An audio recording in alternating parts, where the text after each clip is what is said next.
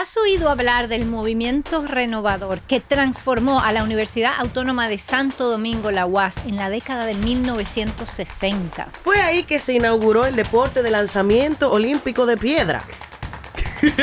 Además, en caso de que sí o que no, independientemente de eso, ¿por qué es importante conocer eso que sucedió para la realidad que vivimos hoy en día? Eso y más lo veremos en este episodio de tu podcast Política ¡Pa'l pueblo!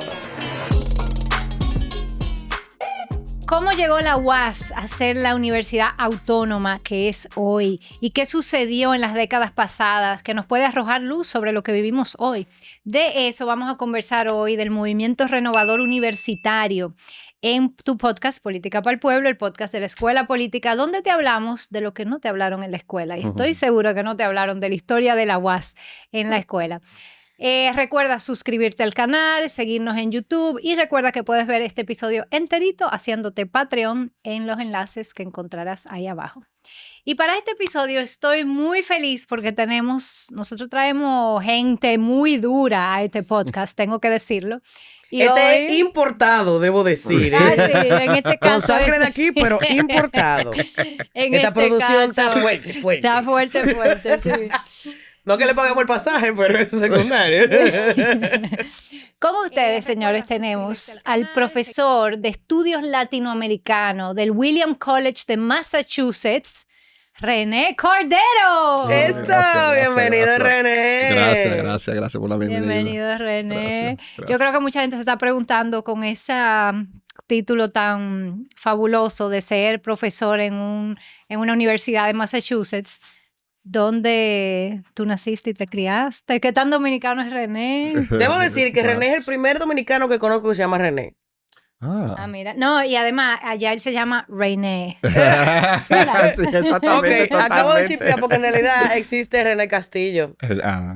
Seguro hay si tú buscas. Pero porque quitando a ese ese, tú eres el segundo. Y René del Risco. René, ajá. Risco, Pero a ese yo no lo conocí. ¿Tú me entiendes? No aplica. René, bienvenido a Política para el Pueblo. Gracias, muchas gracias. Bueno, yo nací aquí,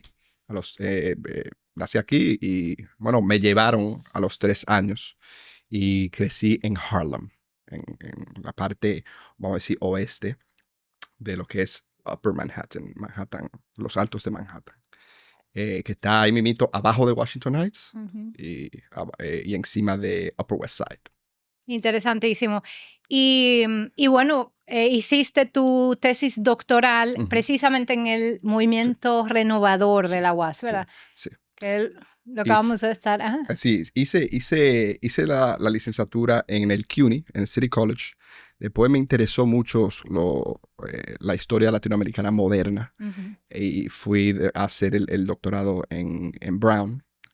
Y esta fue basada en la tesis de doctorado mía. Lo hice en el movimiento renovador, pero ahora la versión del libro, busca a investigar el rol más amplio durante el siglo XX de la UAS en la política dominicana. Interesantísimo. Y bueno, y de eso vamos a estar hablando hoy en este episodio. Y para comenzar, como siempre, vamos a empezar con una frase escogida por René para ustedes y que la va a leer Laura Nanita. Muy bien, la frase de hoy es: la nueva mentalidad es más importante que la nueva ciencia y la nueva tecnología. Y la condición básica de alcanzar esta nueva mentalidad es el estudio a fondo de nuestra historia. Juan Isidro Jiménez Grullón. Está genial esa frase. A mí me gusta porque el énfasis está en el pensamiento, en una sociedad que a veces le ponemos demasiado énfasis en la tecnología, lo material, lo técnico. ¿Por qué no sugeriste esa frase, René? Bueno, esta frase le hace apertura a lo que es el capítulo 5 o 4 del libro que estoy escribiendo. Y la razón por la cual escogí esta frase es porque fue una ironía apenas perceptible que Jiménez Grullón proclama a la UAS como benefactor de esta nueva mentalidad a raíz del juramento y la inauguración de lo que fue los 12 años de Balaguer. ¿Por qué una ironía apenas perceptible? Bueno, porque Jiménez Grullón no solamente fue candidato presidencial y gran historiador y sociólogo. De los fundadores del PRD en el exilio dominicano. Del PRD, muy bien, gracias. Pero también fue uno de los líderes de este repensar de la cultura dominicana. Durante una época de gran desestabilidad e instabilidad Sí, y de gran violencia y conmoción sí, de lo que fue el ser dominicano. Yo quiero sí. hacerle definición a lo que es el revisionismo histórico. Sí, exacto. Sí. Vamos a pasar al concepto del Sí, día, sí. luego de esa frase introductoria de Juan Isidro Jiménez, que es el concepto de revisionismo histórico Ujú. y que lo va a definir René. Pero Exacto. el revisionismo no es cuando tú vas al cuarto de los regueros y empiezas a ver lo que tú tienes guardado ahí. Muy buena metáfora. Muy buena Ay, metáfora. no relaje. No, muy buena Señores, metáfora. no, pero yo debería tener un podcast de política. Te tengo que invitar a mi clase, Narita, para que me lo explique. Yo creo que el revisionismo histórico es muy importante aquí por muchas razones, pero voy a decir dos, porque solemos ver la participación política y la historia de la República Dominicana a través de la política, a través de héroes nacionales que se fueron a las montañas, que inauguraron guerrillas en las urbes de Santo Domingo y Santiago, que hicieron todas estas epopeyas muy, muy bravuconas y muy importantes para la patria. Pero en ese análisis histórico de la República Dominicana, tendemos a aislar lo que no se ve, lo intelectual, la cultura, como catalizador de una nueva sociedad y el potencial que eso tiene para crear una nueva sociedad. ¿Por qué el revisionismo histórico? El revisionismo histórico se define como la reconsideración de un tema histórico de acuerdo a nuevas interpretaciones de fuentes históricas existentes o de hallazgos de nuevo material que traen una nueva iluminación al mismo tema. Hay dos etapas claves en el estudio de la metodología histórica. La primera es lo que pasó. Los nazis invadieron a Stalingrado, la Segunda Guerra Mundial, cuando se murió Abraham Lincoln, la esclavitud, etc. Pero lo segundo es igualmente importante que lo primero. Lo que se dice que sucedió es la etapa del revisionismo histórico. Esto es el debate entre observadores, en este caso historiadores de los acontecimientos del pasado. Lamentablemente no tenemos a nadie vivo del siglo XVII. Y aunque lo estuviésemos, las vivencias de esas personas hubieran sido filtradas por su posición social de dicha sociedad. Claro. Pues, ¿qué tenemos entonces?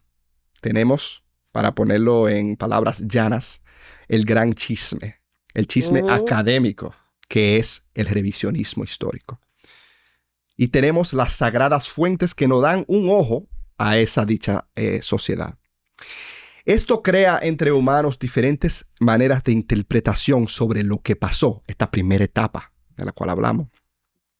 Una fuente, y yo quiero que de verdad esto se entienda muy bien porque es muy importante a lo que quiero hacer históricamente, no solamente académicamente, pero socialmente. Okay. Una fuente en sí misma no es objetiva por ser fuente.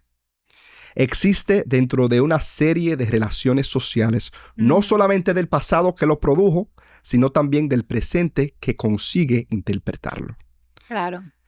O sea, no es solo el documento, hay que entender en qué contexto se dio, etcétera. O un testimonio de una persona, no es solo el testimonio de esa persona, sino el contexto, las interpretaciones, las subjetividades que están pasando. Claro, ¿cuál era la perspectiva de esa persona que lo escribió? Claro, y no solamente la que le escribió, la que la está interpretando, el historiador del presente que busca sacarle una cierta lógica o una cierta interpretación a esa persona también viene de una posición social de la cual sea que venga. Pero René, desde esa perspectiva que hace el revisionismo histórico, no se podría decir que toda historia es revisionismo histórico, porque toda historia está sujeta a una interpretación que está influenciada por lo que está pasando en el contexto de quien interpreta.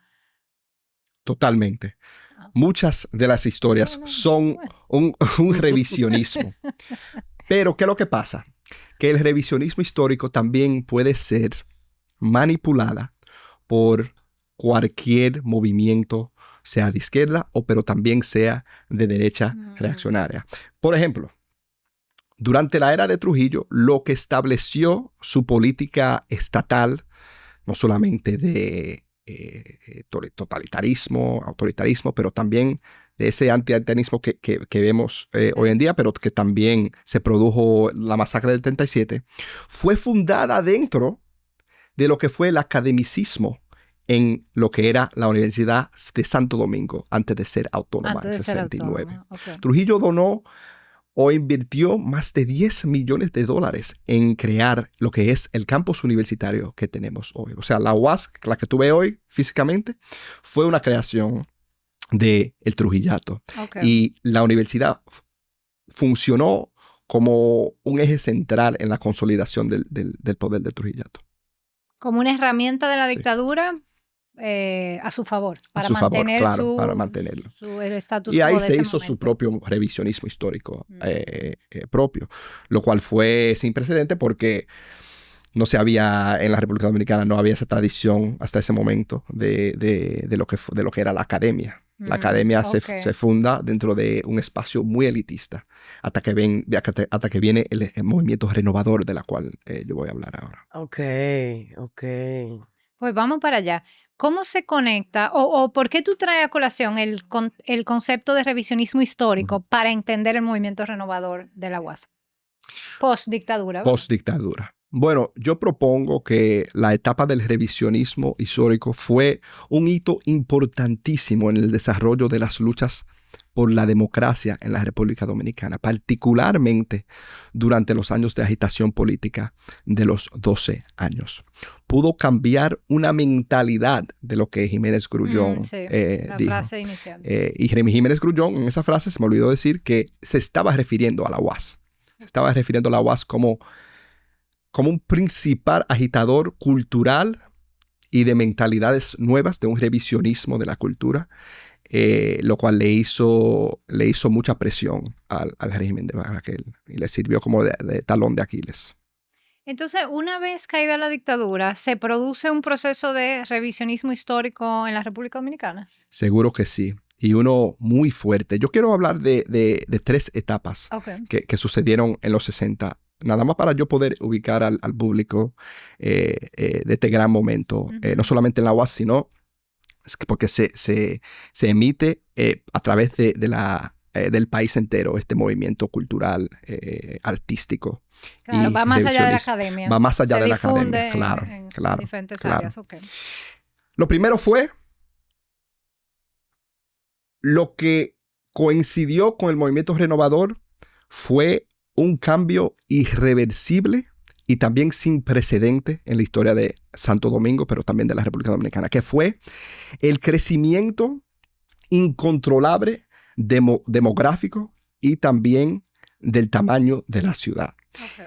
Oye, este dato, entre 1955 y 1975, dentro de esos 20 años, la ciudad de Santo Domingo creció más en términos de población y tamaño que durante los 400 y pico años de su existencia. ¿Qué quiere decir esto? Que hubo no solamente una transformación, pero hubo un pueblo que sintió esta transformación dentro de esa realidad cuando estaba pasando.